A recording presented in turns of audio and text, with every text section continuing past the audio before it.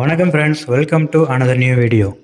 இந்த வீடியோவில் எதை பற்றி பார்க்க போகிறோம் அப்படின்னா, ஐஆர்சிடிசி தரப்புலேருந்து ரீஃபண்டு குறித்து ஒரு அறிவிப்பு வெளியிட்டிருக்காங்க. அந்த அறிவிப்பை பற்றி தான் இந்த வீடியோ வந்து பார்க்க போகிறோம்.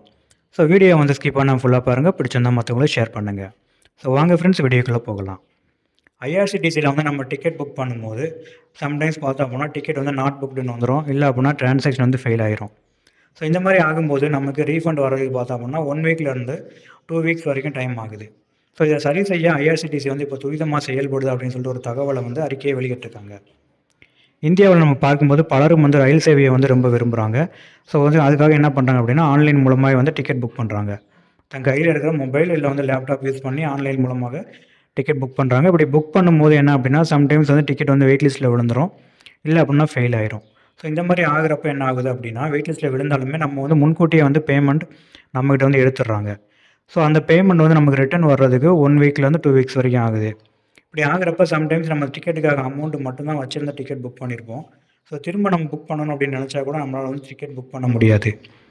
ஸோ நமக்கு வந்து ரொம்ப கஷ்டமாக இருக்கும். ஸோ இதை சரி செய்கிறதுக்காக வந்து ஐஆர்சிடிசி வந்து அவங்களுடைய ரீஃபண்டில் வந்து சீக்கிரமாக வந்து கொடுக்கணும் அப்படின்னு சொல்லிட்டு ஒரு அறிக்கையை வந்து வெளியிட்டிருக்காங்க. அதில் அவங்க என்ன சொல்லியிருக்காங்க அப்படின்னா, ஐஆர்சிடிசி தரப்புலேருந்து நாங்கள் வந்து ரீஃபண்டை வந்து 1 டேக்குள்ளே வந்து செலுத்திடுறோம்.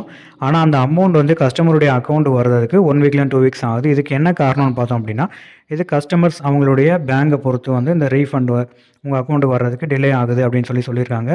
இருந்தாலும் எங்களுடைய தரப்பில் நாங்கள் 1 நாளில் வந்து ரீஃபண்ட் அமௌண்ட் கொடுத்துட்றோம் அப்படின்னு சொல்லி அவங்க சொல்லியிருந்தாங்க. ஸோ இப்போ பார்த்தோம் அப்படின்னா இந்த 1 நாள் அப்படிங்கிறது அதிகமாக இருக்கிறதுனால வித்தின் 1 ஹவருக்குள்ளே வந்து இந்த ரீஃபண்ட் அமௌண்ட் வந்து கஸ்டமருடைய அக்கௌண்ட்டுக்கு வர்றதுக்காக நாங்கள் வந்து இப்போ துரிதமாக செயல்பட்டுருக்கோம். அதற்கான வேலையை வந்து அதிகமாக பார்த்துக்கிட்டு இருக்கோம். அதுக்குன்னு ஒரு டீம் வந்து ரெடி பண்ணி இப்போ அதுக்கான வேலையை மட்டும் தான் பார்த்துக்கிட்டு இருக்கோம் அப்படின்னு சொல்லிட்டு அவங்க வந்து அறிக்கையில் வெளியிட்டிருக்காங்க.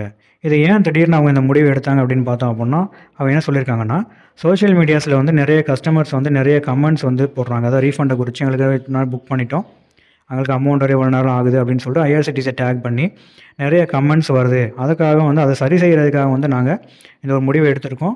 கூடிய சீக்கிரத்தில் வந்து இதை சரி செஞ்சுருவோம். வாடிக்கையாளர்களுக்கு அவங்களுடைய அமௌண்ட் வந்து ரீஃபண்ட் அமௌண்ட் வித்தின் 1 ஹவர்ஸ்க்குள்ளே கிடைக்கிறதுக்கு நாங்கள் சரி செய்வோம் அப்படின்னு சொல்லி அவங்க சொல்லியிருக்காங்க.